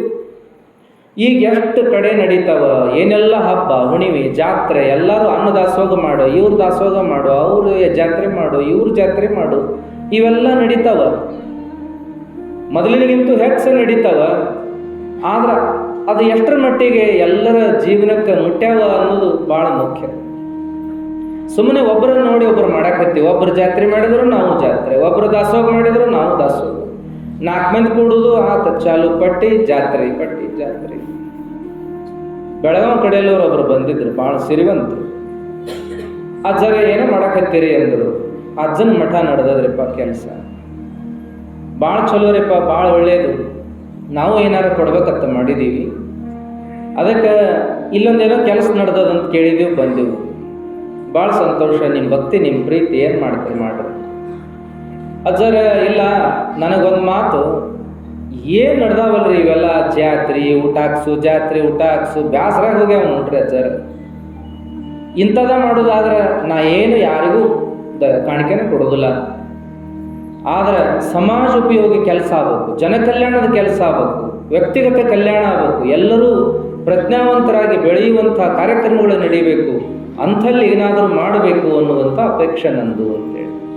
ಭಾಳ ಒಳ್ಳೇದು, ಯಾರು ಬೇಡ ಅಂತಾರೆ, ಮಾಡ್ರಿ. ಇವತ್ತಿನ ಕಾಲಕ್ಕೆ ಜನ ಮಳ್ಳೋ ಜಾತ್ರೆ ಮಳ್ಳೋ ಅಂತ ಖರ್ಚು ಮಾಡ್ಕೋತ ಹೋಗೋದದ. ಇವತ್ತೇನೋ ಒಂದು ಇಂಥದೊಂದು ಕಾರ್ಯ ಅದ ಕೊಡ್ರಪ್ಪ, ಒಂದು ಪುಸ್ತಕ ಮುದ್ರಣ ಮಾಡೋದದ ಕೊಡ್ರಪ್ಪ ಅಂದ್ರೆ ಆಗೋದಿಲ್ಲ ಅಂದತಕ್ಕಂಥವು. ದೊಡ್ಡ ದೊಡ್ಡ ಅಧಿಕಾರಿಗಳೇ, ರಾಜಕೀಯ ವ್ಯಕ್ತಿಗಳೇ ದಾನ ಮಾಡಲ್ಲ, ಧರ್ಮ ಮಾಡಲ್ಲ, ಅವ್ರಿಗೇನು ಕೈ ಎತ್ತಿ ಕೊಡೋದೇ ಗೊತ್ತಿರೋದಿಲ್ಲ. ಏನು ಅನುದಾನ ಕೊಡ್ತಾರಲ್ಲ ಅದನ್ನೇ ತಾವ ಕೊಟ್ವಿ ತಮ್ಮ ಕಿಶೆದಾಗಿಂದ ಅನರ್ಹತೆ ಮಾಡ್ತಾರೆ. ತಾವಾಗಲಿ ಕೊಡುವಂಥ, ದುಡಿದದ್ದನ್ನು ಕೊಡುವಂಥ ಒಂದು ದೊಡ್ಡ ಮನಸ್ಸು ಅದು ಅವ್ರಿಗಿರೋದಿಲ್ಲ. ಆದ್ರೆ ಅವರು ಎಲ್ಲ ಮಾಡೀವಿ ಅನ್ನೋ ಭಾವದೊಳಗಿರ್ತಾರೆ. ಇಂಥವರಿಗೆ ಏನು ಅರ್ಥ ಆಗೋದಿಲ್ಲ ಇದೆಲ್ಲ. ಇದಕ್ಕೆ ಏನಪ್ಪ ಅಂತ ಕೇಳಿದರೆ, ನಾವೇನಾದರೂ ಕಾರ್ಯವನ್ನು ಮಾಡುವಾಗ ಅಲ್ಲಿ ನಮ್ಮ ಕಲ್ಯಾಣ ಇರಬೇಕು, ಅದು ನಮಗೆ ಬಹಳ ಒಳ್ಳೆಯದು ಅಂತೇಳಿ. ಇನ್ನೊಬ್ಬರ ಕಲ್ಯಾಣಕ್ಕೆ ನಾವೇನಾದರೂ ಮಾಡಿದ್ರೆ ನಮ್ಮ ಕಲ್ಯಾಣ ಅವಶ್ಯವಾಗಿ ಆಗ್ತಾ ಹೋಗ್ತದೆ. ಇವತ್ತೆಲ್ಲ ಏನೇನು ನಡೆದಾವಲ್ಲ, ಒಬ್ಬರನ್ನು ನೋಡಿ ಮಾಡುವಂಥ ಕೆಲಸ ಇವತ್ತಲ್ಲ ಅವತ್ತು ನಡೆದದ್ವೇನೋ. ಮಹಾತ್ಮರು ಹೇಳಿದ್ರು ಅವಾಗ, ನೋಡಿ ಮಾಡುವ ನೇಮ ಸಲ್ಲವು ಸಲ್ಲವು, ಕೂಡಿ ಮಾಡುವ ನೇಮ ಸಲ್ಲವು ಸಲ್ಲವು ಅಂತ ಹೇಳಿದ್ರು. ಒಬ್ಬರು ನೋಡಿ ಒಬ್ಬರು ಮಾಡ್ತಾರಂದ್ರೆ ಅದಕ್ಕೇನು ಅರ್ಥ ಇಲ್ಲ ಅಂತ, ಏನೋ ಒಂದು ಅರ್ಥ ಬೇಕು, ಏನೋ ಒಂದು ಸಾರ್ಥಕತೆ ಬೇಕು ಅನ್ನುವಂಥದ್ದು. ಅದಕ್ಕೆ ನಾವೆಲ್ಲ ಲಕ್ಷ್ಯದಲ್ಲಿಡ, ನೀವು ದುಡಿದ ಹಣ ಎಷ್ಟು ದುಡಿಬೇಕು ನೀವು ಅಂತಂದ್ರೆ, ಯಾರಿಗಾದರೂ 10 ಜನ ಬಂದು ಬೇಡ್ಲಿಕ್ಕೆ ಕೊಡಬೇಕು ನಾನು ಅನ್ನುವ ಶಕ್ತಿ ನಿಮಗೆ ಬರಬೇಕು, ಕೊಡಬಲ್ಲೆ ನಾನು ಅನ್ನುವ ಶಕ್ತಿ ಬರಬೇಕು, ಅಷ್ಟು ದುಡಿರಿ. ಕಾಯಕ ಕಾಯಕ ಕಾಯಕ ಅಂತೇಳಿ ಎಷ್ಟು ದುಡಿಬೇಕು ಅಂತಂದ್ರೆ, ನಮ್ಮ ಮನೆ ಮಂದಿಗೆಲ್ಲ ಸಾಕಾಗಿ ಯಾರಾದರೂ 10 ಜನ ಬೇಡಿದರೂ ಕೊಡ್ತೀನಪ್ಪ ನಾನು ಅನ್ನುವಷ್ಟು ದುಡಿರಿ. ಮತ್ತು ಕೊಡ್ರಿ ಕೊಡ್ರಿ, ಹೆಂಗೆ ಕೊಡ್ರಿ ಅಂದರೆ, ನನ್ನ ಮನೆಯವರಿಗೆ ನನ್ನ ಮಕ್ಕಳಿಗೆ ಮಾಡ್ತಾ ಇದ್ದೀನಿ ಅನ್ನೋ ಹಾಗೆ ಮಾಡ್ರಿ, ಅಷ್ಟು ಧಾರಾಳವಾಗಿರಿ. ಅವಾಗ ಏನು ಬೆಳವಣಿಗೆ ಆಗ್ತದೆ ಅನ್ನೋದು ನೋಡ್ರಿ ಅಂತ ಹೇಳಿದ್ರು. ಅದು ಖರೇನೂ ಅದ. ನಾವೆಲ್ಲ ನೋಡ್ತಿರ್ತೀವಿ ಅವರವರ ಜೀವನದಲ್ಲಿ ಏನೆಲ್ಲ ಒಳ್ಳೆಯ ಬೆಳವಣಿಗೆಗೆ ಆಗಿದ್ದಾವಲ್ಲ, ಅವರು ಮಾಡಿದ ಹಿರಿಯರ ಪುಣ್ಯದಿಂದಲೇ ಎಲ್ಲ ಬೆಳವಣಿಗೆ ಆಗಿರ್ತಕ್ಕಂಥದ್ದನ್ನು ನಾವು ನೋಡ್ತೀವಿ. ಅದಕ್ಕೆ ಇಲ್ಲಿ ಇಂಥ ಎಲ್ಲ ಕಾರ್ಯಗಳು ನಮ್ಮ ಕಲ್ಯಾಣಕ್ಕೆ ಅನ್ನುವಂಥದ್ದನ್ನು ನೋಡ್ತಾ, ಅದರ ಜೋಡಿ ಏನು ನೋಡಬೇಕಾಗಿದೆ ಅಂದರೆ, ನಿನ್ನೆ ದಿವಸದ ವಿಷಯ ತಗೊಂಡು ಬರೋಣ, ಸೇವೆ ಅಂತೇಳಿ. ಸೇವೆಯನ್ನು ಮಾಡುವ ಅವಕಾಶವನ್ನು ಎಲ್ಲರೂ ತಂದುಕೋಬೇಕು. ನಾವೇನೋ ನಮ್ಮ ಹಾಗೆ ಅಂತ ಹೇಳೋದಿಲ್ಲ, ಭಾಳ ಕಷ್ಟ ಅದು. ಶರಣರ ಸನ್ಯಾಸ ತಗೊಳ್ಳೋ ವಿಷಯದಾಗನ ಅವತ್ತ ಹೇಳಿಬಿಟ್ಟಿವಿ, ಸನ್ಯಾಸಿಗಳಾಗೋದು ಬಹಳ ಕಷ್ಟದ ವಿಷಯ, ಅದು ಸುಲಭದ್ದಲ್ಲ, ಅದೇನೋ ಮಾತು ಬೇರೆ, ಅದನ್ನು ನೋಡಿದ್ದೀವಿ. ಈ ರೀತಿಯ ಪೂರ್ಣ ಸಮರ್ಪಿತರಾಗಿ ಸೇವೆ ಮಾಡೋದು ಕಷ್ಟಕರ ಎಲ್ಲರ ಕಡೆ. ಆದರೆ ನಮ್ಮ ಪಾಲಿನ ಕರ್ತವ್ಯವನ್ನಾದರೂ ನಾವು ಮಾಡಬಹುದಲ್ಲ, ನಮ್ಮ ಪಾಲಿನ ಸೇವೆಯನ್ನು ನಾವು ಮಾಡಬಹುದಲ್ಲ ಅನ್ನೋದನ್ನು ನಿನ್ನೆ ನೋಡ್ತಾ ಬಂದ್ವಿ. ಸೇವೆಯಿಂದ ಎಂಥ ಶಕ್ತಿ ಬರ್ತದೆ ಅನ್ನೋದಕ್ಕೆ ಮಹಾತ್ಮರ ಉದಾಹರಣೆ, ಚನ್ನವೀರ ಶರಣರ ಉದಾಹರಣೆ ನೋಡಿದ್ವಿ. ಇನ್ನುಳಿದವ್ರು ಏನು ಸಾಮಾನ್ಯ, ಗೋವಿಂದ ಭಟ್ರು ಆರಾಮಿಲ್ದ ಹಾಸಿಗೆ ಹಿಡಿದಿದ್ರು. ಆವಾಗ ಸೇವೆ ಮಾಡಕ್ಕೆ ನಾವಲ್ಲೇ ನೀವಲ್ಲೇ, ಎಲ್ಲರೂ ಆ ಕಡೆ ಈ ಕಡೆ ಸರ್ಕೊಂಡ್ರು. ಗುರುಗಳನ್ನ ನೋಡಕ್ಕೆ ಬಂದರು ಶರೀಫರು. ಗುರುಗಳು ಭಾಳ ತ್ರಾಸ್ನಾಗ ಮಲಗಿದ್ರು ಹಾಸಿಗೆ ಒಳಗೆ. ಏನಪ್ಪ ಯಪ್ಪ ಇದು ಅಂದರು. ಅವರು ಕೆಮ್ಕೋತ ಮಾತಾಡೋಕ್ಕೂ ಆಗಲಿಲ್ಲ. ಕೊನೆಗೆ ಅವರು ಮಾತಾಡಿಸಿದ್ಗಳೇ ಕೆಮ್ಮು ಬರಾಕೈತು. ಎದ್ದು ಕೆಮ್ಮಬೇಕಂದ್ರೂ ಹೇಳೋಕ್ಕಾಗಲ್ಲ. ಮತ್ತು ಕಫ ಉಗಿಬೇಕು ಅಂದರೆ ಹೆಂಗೆ ಕಷ್ಟ. ಹಂಗಾಗಿ ಅವ್ರು ಅಲ್ಲೇ ಮಲಿಗೆ ಉಗುಳಾಕಂತ ಒಂದು ಮಡಿಕೆಯನ್ನು ಹಿಡಿಸ್ಕೊಂಡಿದ್ರು ಕೆಳಗೆ. ಅಲ್ಲೇ ಉಗೀತಿದ್ರು ಅವರೆಲ್ಲ. ಎಷ್ಟು ಕಷ್ಟವಾಗಿತ್ತು ಅಂತಂದ್ರೆ ಕೊನೆ ಸಂದರ್ಭದಲ್ಲಿ ಅವಾಗ ಶರೀಫರು ಅವತ್ತಿಂದ ಅಳಗಾಡಲಿಲ್ಲ. ಅದನ್ನು ನೋಡಿದ ಮೇಲೆ ಅವರ ಸೇವೆಯನ್ನು ಮೈಮುಟ್ಟಿ ಮಾಡಿದ್ರಂತೆ. ಗುರುಗಳು ಒಮ್ಮೆಲೆ ಕೆಮ್ಮಿ ಕಫ ಉಗುಳ್ಬೇಕಂದಾಗ ಇವರಿಗೆ ಕೆಳಗೆ ಮಡಿಕೆ ಇದ್ದಿದ್ದು ಗೊತ್ತಿಲ್ಲ. ಗುರುಗಳು ಸರ್ಕೊಳ್ಳೋ ಅಂತ ನುಗ್ಸಿದ್ರು. ಇವರು ಕಫ ಉಗಿತಾರಲ್ಲ ಅಂತ ಹೇಳಿ ತಮ್ಮ ಬೊಗಸಿನ ಮುಂದೆ ಹಿಡಿದ್ರಂತ ಗುರುಗಳಿಗೆ. ಗುರುಗಳು ಬೊಗಸೆಯಲ್ಲೇ ಉಗುಳಿದ್ರು. ಶರೀಫರು ಹೋಗಿ ಅದನ್ನು ಹೊರಹಾಕಿ ಕೈ ತೊಳ್ಕೊಂಡು ಬಂದರು. ಮತ್ತೆಲ್ಲ ಇವರಿಗೆ ಬಿಸಿ ನೀರೊಳಗೆ ಅರಿವೆ ಎತ್ತಿ ಮೈಯೆಲ್ಲ ಒರೆಸಿ ಸ್ವಚ್ಛ ಮಾಡಿ ಬಟ್ಟೆ ಬದಲಾವಣೆ ಮಾಡಿ ಏನೆಲ್ಲ ಸೇವೆ ಮಾಡುವಾಗ ಮತ್ತೆ ಇವ್ರ ಮೈ ಮೇಲೆ ಮತ್ತೆ ಅವರು ಕಫ ಉಗಿದ್ರು. ಇವರಲ್ಲಿ ಏನೂ ಕೂಡ ವ್ಯತ್ಯಾಸ ಕಾಣಲಿಲ್ಲ, ಬೇಜಾರು ಮಾಡಿಕೊಳ್ಳಲಿಲ್ಲ. ಮತ್ತಷ್ಟೇ ಪ್ರೀತಿಯಿಂದಲೇ ಸೇವೆ ಮಾಡಿದರು. ಗುರುಗಳು ಕೇಳಿದ್ರೆ ನಿನಗೇನು ಅನಿಸ್ಲಿಲ್ಲನ ಅಂದ್ರಂತೆ. ಇಲ್ರಿ ಗುರುಗಳ ಏನು ಅನಿಸ್ತದ, ಇದು ಸಹಜ ಅಲ್ರಿ, ಇಳಿ ವಯಸ್ಸಿನಾಗ ನಿಮಗೆ ತ್ರಾಸ ಅದ, ಎದ್ದು ಹೋಗೋಕ್ಕಾಗಲ್ಲ. ಹಾಗಾಗಿ ನಾನು ಮಾಡಬೇಕಾದ ಕರ್ತವ್ಯ ನಾ ಮಾಡ್ತೀನಿರಿಪ್ಪ, ನೀವೇನು ತಿಳ್ಕೊಬೇಡ್ರಿ ಅಂತ ಸೇವೆ ಮಾಡಿದ್ರು. ಆವಾಗ ಕೊನೆಗೇನಾಯ್ತು ಅಂದ್ರೆ ಸ್ವಲ್ಪ ಅವರು ಆರೋಗ್ಯ ಸುಧಾರಣೆ ಆಕೋತ ಬರಾಕತ್ತು. ಚಲೋ ಸೇವಾ ಮಾಡಿದ್ರಿ ಇವರು. ಅವಾಗ ಎದ್ದು ಕೂತ್ಕೊಂಡು ಮಾತಾಡೋಷ್ಟು ಶಕ್ತಿ ಅವರಿಗೆ ಇತ್ತು. ಉಳಿದ ಶಿಷ್ಯರೆಲ್ಲ ನೋಡಕ್ಕೆ ಬಂದ್ರಂತ ಅವ್ರನ್ನ. ಹೆಂಗದಿರಿ ಅಪ್ಪ ಅಂತ ನೋಡಕ್ಕೆ ಬಂದ್ರಂತ. ಯಾಕಪ್ಪ ಸತ್ ನೀವು ಅದೀನೋ ಅಂತ ನೋಡಕ್ಕೆ ಬಂದ್ರೇನು ಅಂದ್ರಂತ ಗುರುಗಳು. ಅವಾಗ ಇಲ್ರಿ ಅಪ್ಪ ಅಂತ ತಲೆ ಕೆಳಗೆ ಮಾಡಿ ನೋಡಿ ಅಡ್ಡ ಹೊರಗೆ ಕೂತ್ಕೊಂಡ್ರು ಮಾತಾಡ್ಕೋತ. ಅವ್ರು ಮಾತಾಡೋ ಮಾತು ಒಂದು ಗುರುಗಳಿಗೆ ಕೇಳ್ತು. ಗುರುಗಳು ಏನು ರೊಕ್ಕ ರೂಪಾಯಿ ಟ್ರಂಕ್ನಾಗ ಇಟ್ಟಾರೋ, ಮನೆಯವ್ರ ಕೈಯಾಗ ಕೊಟ್ಟಾರೋ. ಯಾಕಂದ್ರೆ ಗೋವಿಂದ ಭಟ್ರ ಗೃಹಸ್ಥರೇ ಇದ್ರು, ಅವ್ರು ಮನ್ಯಾಗ ಇದ್ರು. ಮತ್ತು ಏನು ಇವ ಶರೀಫ ಬಂದು ಹೊಕ್ಕೊಂಡನಲ್ಲ, ಇವನ ಕೈಯಾಗ ಏನಾರ ಚವಿ ಗಿವಿ ಇವನ ಕೈಯಾಗ ಬಂದತ್ತು. ಇದೆಲ್ಲ ಚರ್ಚೆ ಮಾಡಾಕತ್ತಿದ್ದು ಕಿವ್ಯಾಗ ಬಿತ್ತೀವ್ರಿ ಗೋವಿಂದ ಭಟ್ರಿಗೆ. ಇದು ಭಾಳ ಚಲೋ ಆಯ್ತು, ಕರ್ದ ಬಿಡಲ್ಲ ಅವ್ರನ್ನ ಅಂತಂದರು. ಶರೀಫರ್ ಕರೆದ್ರು ಅವ್ರನ್ನ. 4 ಮಂದಿ ಬಂದರು. ಯಾಕ್ರಿಯಪ್ಪ ಅಂದರು.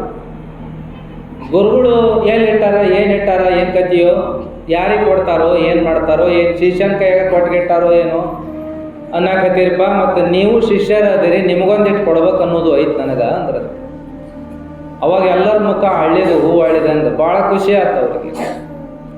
ಭಾಳ ಖುಷಿ ಆದಾಗ ಅವಾಗ ಅವರು ಹೇಳಿದರು, ಶರೀಫಕ್ಕೆ ಕೊಡೋದನ್ನು ಕೊಟ್ಟಿನಿ, ಈಗಾಗಲೇ ನಿಮಗೆ ಕೊಡೋದು ಉಳಿಸಿನಿಪ್ಪ, ಇಲ್ಲೇ ಕಾಟಾ ಬಡ್ಡ್ಯಾಗ ಐತಿ, ತೊಗೊಂಡೋರಿ ಹಂಚ್ಕೋರಿ ಅಂದ್ರೆ.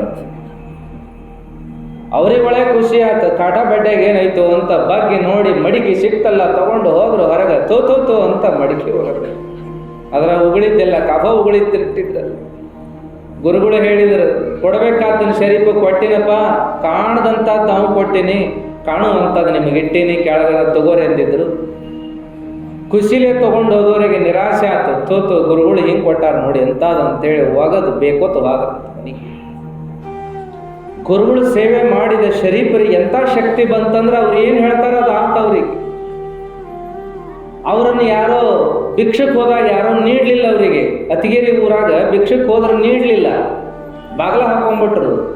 ಬಾಗಿಲ ಹಾಕೊಂಡ್ರೆ ಏನಾತಂದ್ರೆ ಶಿಷ್ಯರ ಮುಂದೆ ಅಂದ್ರೆ ಅವರು ಏನು ಕರ್ಮ ಏನು ಅವ್ರದ್ದು, ಹಿಂಗೆ ಕಾಯಮಾಗಿ ಹಿಂಗೆ ಬಾಗಿಲನ ಮುಚ್ಕೊಳ್ಳುವಂಥದ್ದು ಐತೆಪ್ಪ ಮನಿದು ಕರ್ಮ ಅಂದ್ರಂತೆ. ಮುಂದೇನಾಯ್ತು ಅಂದ್ರೆ ಜಗಳಾಡಿ ಅಣ್ಣ ತಮ್ಮ ಬೇರೆ ಆದರು. ಅಲ್ಲೇನಾಯ್ತು ಅಂದ್ರೆ ಮನೆಯಾಗ ಇದ್ದಂಥ ವಯಸ್ಸಾದವರೆಲ್ಲ ಹಾಗೆ ಅನಾರೋಗ್ಯದಿಂದ ಸತ್ತೋದ್ರು. ನ್ಯಾಯದೊಳಗೆ ಉಳಿತು, ಮನೆ ಕದ ಹಾಕ್ಕೊಂಡೆ ಕುಂತು, ಬಾಗಲ್ದಾಗ ಹುಲ್ಲು ಬೆಳೀತು, ಮಾಳಿಗೆ ಮೇಲೆ ಹುಲ್ಲು ಬೆಳೀತು, ಮನೆ ಹಾಳಾಗಿ ಹೋಯಿತು. ಇಂಥವೆಲ್ಲ ನಾವು ನೋಡ್ತಾ ಬರ್ತೀವಿ. ಶರೀಫರಿಗೆ ಇಂಥ ಶಕ್ತಿ ಗುರುವಿನ ಸೇವಾದಿಂದ ನುಡಿದದ್ದೇ ಆಯ್ತು. ಅಲ್ಲಿ ಇನ್ನೊಂದು ಊರು ಬರ್ತದೆ. ಆ ಊರಲ್ಲಿ ಹನುಮಂತ ದೇವ್ರ ಪೂಜಾ ನಡೆದಿತ್ತು. ಗುಡಿಗೇರಿಯಲ್ಲೋ ಇನ್ನೊಂದು ಊರಲ್ಲಿ ಹನುಮಂತ ದೇವ್ರ ಪೂಜಾ ನಡೆದಿತ್ತು. ಇವ್ರು ಹನುಮಂತ ದೇವ್ರಿಗೆ ಕೈ ಮುಗಿಯ ನಡಿ ಅಂತ ಒಳಗೆ ಹೊಂಟರು ಶರೀಫರು. ಅವರೆಲ್ಲ ಜನಿವಾರದ ಮಂದಿ, ಅವರೆಲ್ಲ ತೋತೋ ಅವ ಒಳಗೆ ಬರಬಾರ್ದು ಮಡಿ ಮೈಲಿಗೆ ಹಂಗೆ ಹಿಂಗ ಅಂತ ಒಳಗೆ ಬೈಕೊಂಡು ಅಲ್ಲೇ ತರುಬ್ರಿ ಅಂದ್ರೆ ಶರೀಫರು ಒಳಗೆ ಹೆಜ್ಜೆ ಇಡುವಂಥವ್ರು ಬಿಟ್ಟು ಅಲ್ಲೇ ನಿಂತ್ಕೊಂಡ್ರು. ಅಲ್ಲೇ ನಿಂತ್ಕೊಂಡು ಕೈ ಮುಗಿದ್ರೆ ಒಳಗಿನ ದೇವ್ರ ಮ್ಯಾಗಿನ ಹೂವ ಪತ್ರೆ ಅವ್ರ ಕೈಗೆ ಬಂದರು. ಹನುಮಪ್ಪ ಆಶೀರ್ವಾದ ಕೊಟ್ಟನಪ್ಪ ಬರ್ತೀನಿ ಅಂತ ಕೈ ಮಾಡಿದಾದ್ರಂತ ಅವರಿಗೆಲ್ಲ. ನಿಮ್ಮ ಹನುಮಪ್ಪ ಗುಡಿಯಾಗಿರಬಹುದು, ನನ್ನ ಹನುಮಪ್ಪ ಎಲ್ಲ ಕಡೆ ಅದಾನಪ್ಪ ಅಂತ ಹೇಳಿ ಹೋದ್ರಂತ ಅವರಿಗೆಲ್ಲ. ಮಹಾತ್ಮರು ಏನೇನೆಲ್ಲ ಮಾಡ್ತಾರೆ ಅನ್ನುವಂಥದ್ದು. ಶರಣರು, ಚನ್ನವೀರ ಶರಣರು ಕೂಡ ಕೊಪ್ಪಳ ಜಾತ್ರೆಗೆ ಅಂತ ಭಿಕ್ಷಕ್ಕೆ ಹೋಗಿದ್ರು ಹಳ್ಳಿ ಮೇಲೆ. ಭಿಕ್ಷಕ್ಕೆ ಹೋದಾಗ ಎಲ್ಲರ ಮನೆಗಳಿಗೆ ಹೋಗ್ತಿದ್ರು. ನಿಮ್ಮ ಭಕ್ತಿ ಏನು ಮಾಡ್ತಾರೆ ಮಾಡ್ರಪ್ಪ ಅಂತಿದ್ರು.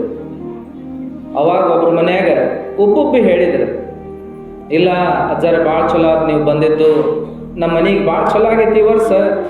ಹೊಲದಾಗ ಏನ್ರಿ ಅಜ್ಜ ಏನು ಹೇಳಿ, ನಾನು 80 ಚೀಲ ಶೇಂಗಾ ಬೆಳೆದಾವ, ಏನು ಹೇಳಿ ನಾನು 40 ಚೀಲ ಜೋಳ ಬೆಳೆದಾವ, ಹಿಂಗೆಲ್ಲ ವರ್ಣನೆ ಮಾಡಕ್ಕೆ ಇಷ್ಟೆಲ್ಲ ಆಗಿದ್ದಿಲ್ಲ, ಭಾಳ ಚಲೋ ಆಗೈತಿ ಈ ವರ್ಷ. ಉಬ್ಬುಬ್ಬಿ ಹೇಳಿದ ಮೇಲೆ ಅಜ್ಜವರು ಭಾಳ ಚಲೋ ಆತಪ್ಪ, ದೇವ್ರು ಹಿಂಗ ಮಾಡಲಿ, ಹಿಂಗ ಆಶೀರ್ವಾದ ಮಾಡಲಿ ನನಗೆ ಅಂದರು.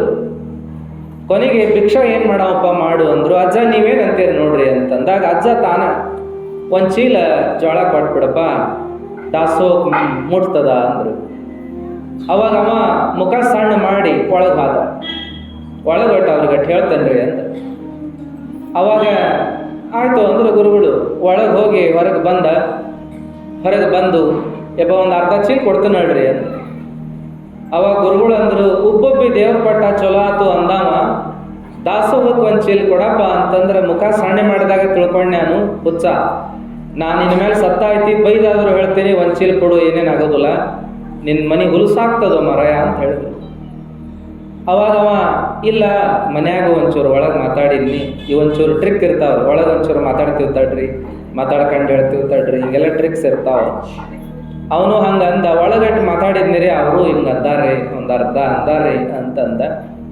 ಆಲಿ ನಿನ್ನ ನಶೀಬದಾಗಿದ್ದಂಗೆ ಆಲಿಪ್ಪ, ಅರ್ಧ ಚೀಲ ಪಡ್ಕೊಳ್ಳೋವಿದ್ದೆ ಅಂದ್ರೆ ಏನು ಮಾಡೋದು ನಾವರ ಅಂದರು. ಬಿತ್ತಿದ್ದು ಬೆಳ್ಕೋತೀಯಪ್ಪ ನೀನು, ಹಾಗಾಗಿ ಅರ್ಧ ಚೀಲ ಬಿತ್ತಿ ಅಂದ್ರೆ ಅರ್ಧ ಚೀಲ ಬೆಳ್ಕೋ ಹಂಗಾರ ಕೊಡು ದಾಸೋಹಕ್ಕೆ ಅಂತ ತಗೊಂಡು ಹೋದರು. ಮರುವರ್ಷ ಅವನು ಹೊಲ ಬೆಳೆದದ್ದೇ ಅರ್ಧ ಚೀಲ ಜೋಳ ಅನ್ನುವಂಥ ಕಥೆ ಬರ್ತದೆ. ಹಾಗಾಗಿ ಮಹಾತ್ಮರ ಚರಿತ್ರೆ ಒಳಗೆ ಒಂದಾನಂತರ ಒಂದನ್ನು ನೋಡ್ತಾ ಹೋಗ್ತೀವಿ.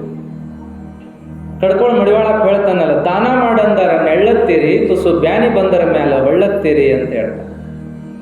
ಬಸವಣ್ಣವರು ಹೇಳ್ತಾರೆ ಏನಪ್ಪ ಅಂತಂದ್ರೆ, ಕೆಮ್ಮನೆ ಉಪಚಾರಕ್ಕೆ ಮಾಡುವರಲ್ಲದೆ ನಿಮ್ಮನೆತ್ತಬಲ್ಲರು ಅಂತ. ಸುಮ್ಮನೆ ಯಾವ್ಯಾವುದಕ್ಕೋ ಖರ್ಚು ಮಾಡ್ಕೋತಾರೆ, ಒಳ್ಳೇದಕ್ಕೆ ಮಾಡ್ರಿ ಅಂದಾಗ ಮುಖ ಸಣ್ಣ ಮಾಡ್ತಾರೆ ಅಂತ ಬಸವಣ್ಣವರು ಕೂಡ ಹೇಳ್ತಕ್ಕಂಥದ್ದು. ಚನ್ನವೀರ ಶರಣರು ಹೀಗೆ ಸಂಚಾರ ಮಾಡ್ತಾ ಇರುವಾಗ ಪುರಾಣಗಳನ್ನು ನಡೆಸ್ತಿದ್ರು, ಕೀರ್ತನ ನಡೆಸ್ತಿದ್ರು. ಹೆಂಗೆ ಶರೀಫರು ಇದ್ರಲ್ರಿ, ಅವರು ಪುರಾಣ ಹೇಳ್ತಿದ್ರು, ಕೀರ್ತನ ನಡೆಸ್ತಿದ್ರು, ಭಾಳ ಚಲೋ ನಡೀತಿದ್ವು. ಹಾಗೆಲ್ಲ ಕಾರ್ಯಕ್ರಮ ನಡೆದಾಗ ಒಂದು ಊರಾಗ ಶರೀಫರು ಏನು ಮಾಡಿದರು ಅಂತಂದ್ರೆ, ಈ ಚನ್ನವೀರ ಶರಣರು ಅವರು ಪುರಾಣ ಹೇಳ್ತಾ ಮುಕ್ತಾಯ ಮಾಡೋ ಸಂದರ್ಭ ಅದು. ಮುಕ್ತಾಯ ಮಾಡಲಿಲ್ಲ, ಹಂಗೆ ಮೌನವಾಗಿ ಉಳಿದ್ರು. ಜನ ಸುಮ್ಮನೆ ಕೂತರು. ಒಂದು ತಾಸಾಯಿತು. ಅಜ್ಜರ ಮಂಗಲನ ಮಾಡುವಲ್ರಿ, ಮತ್ತು ಇವತ್ತು ಪುರಾಣ ಕೊನೆ ದಿವಸ ಸುಮ್ಮನೆ ಕೂತೀರಿ ಅಂತ ಯಾರೋ ಕೇಳಿದ್ರಿ ಅಂತ. ಅವಾಗ ಅಜ್ಜರಂದ್ರು, ಇಲ್ಲ ಪುರಾಣ ಮಂಗಲಕ್ಕೆ ಇಬ್ಬರು ಮಹಾತ್ಮರು ಬರಾಕತ್ತಾರಪ್ಪ, ನಾವೇನು ಕರೆದಿದ್ದಿಲ್ಲ, ಅವರಾಗಲಿ ದಯಮಾಡ್ಸಕತ್ತಾರ, ಕಾಯೋದು ನಮ್ಮ ಧರ್ಮ, ಅವರು ಅಪರೂಪದವ್ರು ಅದಾರ ಅಂತೇಳಿ ಶರಣರು ಕಾಯಕತ್ತಾರೆ. ಜನ ಆಗಲಿ ಅಂಥೇಳಿ ಕುತ್ಕೊಂಡು ಕಾದು ಆ ಒಂದು ಸಂದರ್ಭಕ್ಕೆ ಪುರಾಣ ಮಂಗಲವನ್ನು ಆಗೋ ಹಾಗೆ ನೋಡಿಕೊಂಡ್ರು ಅನ್ನುವಂಥದ್ದು ಬರ್ತದೆ. ಅಲ್ಲದೆ ಆ ದಿವಸ ಹೊತ್ತು ಭಾಳ ಆಯಿತು, ಆದರೂ ಜನ ಕಾಯ್ಕೊಂಡು ಕೂತರು ಅಂತೇಳಿ. ಯಾರು ಬಂದರು ಅಂದ್ರೆ ಹರ್ಲಾಪುರದ ಪಟ್ರಪ್ಪಜ್ನವರು ಅಂತೇಳಿ, ದಂಬಳದ ಹಾಲಪ್ಪಜ್ನವರು ಅಂತ ಅವರಿಬ್ಬರು ಬಹಳ ದೊಡ್ಡ ಅವಧೂತರಿದ್ದರು. ಅವರು ಬಂಡಿ ಕಟ್ಕೊಂಡು ತಮ್ಮೂರಾಗಿಂದ ಬಂದ್ರಂತೆ. ಬಂಡಿ ಕಟ್ಟುವಾಗ ಹೊತ್ತಾಗಿತ್ತು. ಮೊದಲ ರೈತ ಒಲ್ಲೆನ ಕತ್ತಿದ್ದ, ರಾತ್ರಿ ಹೋಗಿ ರಾತ್ರಿ ಬರೋದಂದ್ರೆ ನಮ್ಗೆ ಆಗೋದಿಲ್ರಿ ಅಂದಿದ್ದ. ಆಮೇಲೆ ಅವರು ಒತ್ತಾಯ ಮಾಡಿದ್ರು, ಹಂಗೆಲ್ಲ ಅಲ್ಲಪ್ಪ, ನೀ ಶಣೇದಿ ಬಾ ಬಾ ಅಂದ್ರು, ಪುಣ್ಯದ ಕೆಲಸ ಬಾ, ನೀ ಚಲೋ ಆಗ್ತದ ಅಂದ್ರು. ಆದರೂ ಅವ ಭಾಳ ವಿಚಾರ ಮಾಡಿದ. ಅವಾಗ ಇವರು ಹೇಳಿದರು, ಎತ್ತ ಕೊಳ ಕಟ್ಲಿಕ್ಕರು ನಾವಿಬ್ರು ಮಹಾತ್ಮರು ಹೆಗಲು ಕೊಡ್ತೀವೋ ಅವಾಗ ಬರ್ತಿ, ಇಲ್ಲಿ ಚಕಡಿ ಬಿಡ್ತಿಲ್ಲ ಅಂದ್ರೆ, ಯಪ್ಪ ಹಂಗೆ ಬಾಡ್ತಡಿ ಅಂತ ಎತ್ತ ತಗೊಂಡು ಬಂದಿದ್ದವ. ಆಮೇಲೆ ಏನಪ್ಪ ಅಂದ್ರೆ ಹಳ್ಳ ಕೊಳ್ಳ ದಾಟಿಕೊಂಡು ಅವರು ಈ ಪುರಾಣ ಮಂಗಲಕ್ಕೆ ಬಂದು ಎಲ್ಲರಿಗೂ ದರ್ಶನ ಕೊಡ್ತಾರ ಅನ್ನುವಂಥದ್ದು. ಆ ನಂತರದಲ್ಲಿ ಏನಾಯ್ತು, ಪುರಾಣ ಮಂಗಲಕ್ಕೆ ಎಲ್ಲಿಂದಲೋ ಒಂದು ಗಾಡಿಯಾಗಿ ಬಂದಿದ್ರು. ಅವರು ಯಪ್ಪ ನಾವೀಗ ಹೋಗ್ಬಿಡ್ತೀವಿ ಅಂದ್ರೆ, ಅಜ್ಜಾರು ಹೇಳಿದ್ರು ಹೋಗ್ಬೇಡ್ರ ಬೆಳಿಗ್ಗೆ ಹೋಗಿರಿ ಅಂತ ಅಂದ್ರು. ಇಲ್ಲಪ್ಪ ಹೋಗಿ ಬರ್ತೀವಿ. ಗಾಡಿ ಎಣ್ಣೆ ಸಾಲುದಿಲ್ಲ, ರಾತ್ರಿ ಹೊತ್ತು ಬೆಳಿಗ್ಗೆ ಹೋಗ್ರಿ ಅಂದ್ರು. ಯಪ್ಪ ಬರುವಾಗ ತುಂಬ ಟ್ಯಾಂಕ್ ತುಂಬ ಎಣ್ಣೆ ಹಾಕ್ಸ್ಕೊಂಡ್ ಬಂದೆವು, ಹೋಗಕ್ಕೆ ಸಾಧ್ಯ ಐತೆ ನಮಗೆ, ಹೊಕ್ಕಿವಿ ಅಂತಂದ್ರು. ಆಗಲೇ ನಿಮ್ಮ ಇಚ್ಛ, ಹಾದ್ಯಾಗ ದಾರಿ ಕಾಯಿರಿದ್ರಿ, ಏನು ಮಾಡೋದು ಅದು ನಾನಂದ್ರು. ಆಮೇಲೆ ಇವ್ರು ಹೋದ್ರೆ ಅರ್ಧ ದಾರಿಗೆ ಎಣ್ಣೆ ತೀರಿ ಗಾಡಿ ನಿಂತ್ಕೊಂಡು ಬಿಡ್ತಂತ. ಆವಾಗ ಅಜ್ಜ ಹೇಳಿದ, ಸುಮ್ಮನೆ ಉಳಿದು ಹೋಗಂದ, ಉಳಿದ ಬರಲಿಲ್ಲ ನೋಡು ಅಂತ ಅಳಹಳಿಸಿದ್ರು ಅನ್ನುವಂಥದ್ದು. ಹೀಗೆ ಅವ್ರಿಗೊಂದು ವಾಕ್ಸಿದ್ಧಿ ಆಗಿತ್ತು ಅನ್ನುವಂಥದ್ದನ್ನು ನಾವು ಕೇಳ್ತೀವಿ.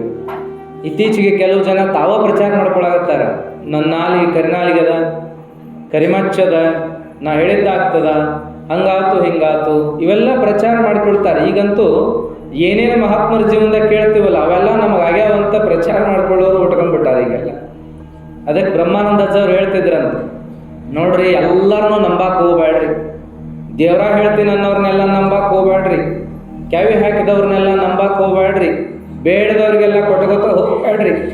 ನೀವು ಮಾಡುವ ದಾಸೋಹ ಒಳ್ಳೆ ಕೆಲಸಕ್ಕೆ ಮುಟ್ಲಿ, ನೀವು ಮಾಡೋ ಸೇವಾ ಒಳ್ಳೆ ಕೆಲಸಕ್ಕೆ ಮುಟ್ಲಿ, ನಿಮ್ಮ ಭಕ್ತಿ ಒಳ್ಳೆ ಒಂದು ವ್ಯಕ್ತಿಗೆ ಮುಟ್ಲಿ ಅನ್ನುವಂಥದ್ದನ್ನು ಅಜ್ಜವ್ರು ಹೇಳ್ತಿದ್ರಂತ. ಸಿಕ್ಕರಿಗೆ ಕೈ ಮುಗಿಬೇಡ್ರಿ, ಸಿಕ್ಕರಿಗೆ ಬೆನ್ನು ಹತ್ತಬೇಡ್ರಿ, ಸಿಕ್ಕದ ಮಾಡ್ಕೋತ ಹೋಗ್ಬೇಡ್ರಿ ಅಂತ ಅಜ್ಜವರು ಹೇಳ್ತಿದ್ರಂತ. ಹಾಗಾಗಿ ನಾವೆಲ್ಲರೂ ಕೂಡ ಒಂಚೂರು ಪ್ರಬುದ್ಧರಾಗೋಣ. ದೇವರ ವಿಷಯದಲ್ಲಿ, ಧರ್ಮದ ವಿಷಯದಲ್ಲಿ ನಾವು ಒಂಚೂರು ಜಾಗೃತರಾಗಬೇಕಾಗಿರುವಂಥ ಅವಶ್ಯಕತೆ ಅದ. ಮೂಢರಾಗಿ ಏನೇನಾರ ಮಾಡ್ಕೋತ ಹೋಗೋದು ಬೇಡ ಅನ್ನುವಂಥ ವಿಷಯವನ್ನು ಹೇಳಿ ಇವತ್ತು 2 ಕಾರ್ಯಕ್ರಮವನ್ನು ನಾವು ಮಾಡಿದ್ವಿ, 3 ಕಾರ್ಯಕ್ರಮ ಮಾಡಿದ್ವಿ. ಆಗಲೇ ಏನು ಮಾಡಿದ್ವಿ, ದೀಪೋತ್ಸವ ಮಾಡಿದ್ವಿ, ಕಾರ್ತೀಕ್ ಹಚ್ಚಿದ್ವಿ ಎಲ್ಲರೂ. ಆಮೇಲೆ ಏನು ಮಾಡಿದ್ವಪ್ಪ ಅಂದ್ರೆ ಅನುಭವದ ಅಂಗಳದ ಜೊತೆಗೆ ಪ್ರವಚನ, ಅದನ್ನು ನೋಡಿದ್ವಿ, ಇದನ್ನು. ಹಾಗಾಗಿ ನಾವೆಲ್ಲರೂ ಕೂಡ ನಿತ್ಯ ಈ ಕಾರ್ಯಕ್ರಮವನ್ನು ಮಾಡ್ಕೋತ ಹೊಂಟೀವಿ. ಎಲ್ಲರಿಗೂ ಕೂಡ ಶುಭವಾಗಲಿ. ಎಲ್ಲ ವಿಚಾರಗಳ ತಾತ್ಪರ್ಯ ಇಷ್ಟ, ಜನ ಪ್ರಬುದ್ಧರಾಗಲಿ. ಜನಮಳ್ಳೋ ಜಾತ್ರೆ ಮಳ್ಳೋ ಅನ್ನೋದು ಬೇಡ. ಒಂದು ಕುರಿ ಬ್ಯಾ ಅಂದ್ರೆ ಎಲ್ಲ ಕುರಿ ಬ್ಯಾ ಅಂದವು ಅನ್ನಂಗೆ ಮಾಡ್ಕೊಳ್ಳೋದು ಬೇಡ.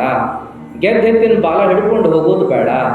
ಎಲ್ಲರೂ ಜಾಗೃತರಾದ್ರೆ, ಎಲ್ಲರೂ ತಿಳುವಳಿಕೆ ಬೆಳೆಸ್ಕೊಂಡ್ರೆ ಎಲ್ಲರಿಗೂ ಕೂಡ ಒಳ್ಳೇದಾಗ್ತದೆ ಅನ್ನುವಂಥ ವಿಚಾರಕ್ಕೆ ಇವೆಲ್ಲವನ್ನು ನಾವು ಚಿಂತನೆ ಮಾಡ್ಕೋತ ಬರಾಕತ್ತೀವಿ ಅನ್ನುವಂಥ ಮಾತನ್ನು ಹೇಳಿ, ಶರಣರ ಜೀವನದೊಳಗೆ ಬರುವಂಥ ಇನ್ನೂ ಅನೇಕ ಮಹತ್ತರ ಘಟನೆಗಳಿದ್ದಾವೆ. ಅವನ್ನೆಲ್ಲ ಇನ್ನೊಂದು 2-3 ದಿನ ಉಳ್ಕೊಂಡದ. ಇವತ್ತಾಗಲೇ 11, 12, 13, 14 3 ದಿನ ಪ್ರವಚನ ನಡೀತದೆ. 15ನೇ ತಾರೀಕಿಗೆ ಸಂಕ್ರಮಣ ಮಂಗಲ ಆಗ್ತಕ್ಕಂಥದ್ದು. ಹಾಗಾಗಿ 3 ದಿನದ ಅವಕಾಶವನ್ನು ಯಾರಿಗೆ ಕಳ್ಕೋಬೇಡ್ರಿ. ಇಷ್ಟು ದಿವಸ ಬರೋಕ್ಕಾಗಿರ್ಲಿಲ್ಲಪ್ಪ, ಈಗರ ಬಂದೀವಿ ಅಂತ ಅನ್ನೋರು ಇನ್ನು 3 ದಿನ ಗಟ್ಟಿ ಮನಸ್ಸು ಮಾಡಿ ಬಂದು ಬಿಡ್ರಿ, ನಿಮಗೆಲ್ಲ ಚಲೋ ಆಗಲಿ ಅನ್ನುವಂಥ ಮಾತು ಹೇಳಿ.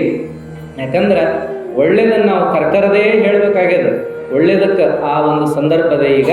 ಹಾಗಾಗಿ ನೀವೆಲ್ಲರೂ ಕೂಡ ಇವತ್ತು ನೋಡ್ರಿ ಎಷ್ಟು ಚಂದ ಅಂದ್ರೆ ಮನಸ್ಸು ತುಂಬ್ಯದ. ಇನ್ನೊಂದು ಅರ್ಧ ಗಂಟೆ ಎಳೆ ಬಿಡೋಣ ಅನ್ನುವಂಥ ಮನಸ್ಥಿತಿ ಇದ್ದರೂ ಕೂಡ ಬೇಡ. ನಿಮ್ಮ ಸಮಯ ನಾವು ಭಾಳ ತಗೊಳ್ಳೋದು ಬೇಡ, ನಿಮ್ಮನ್ನು ಪರೀಕ್ಷೆ ಮಾಡ್ದಂಗೆ ಆಗೋದು ಬೇಡ.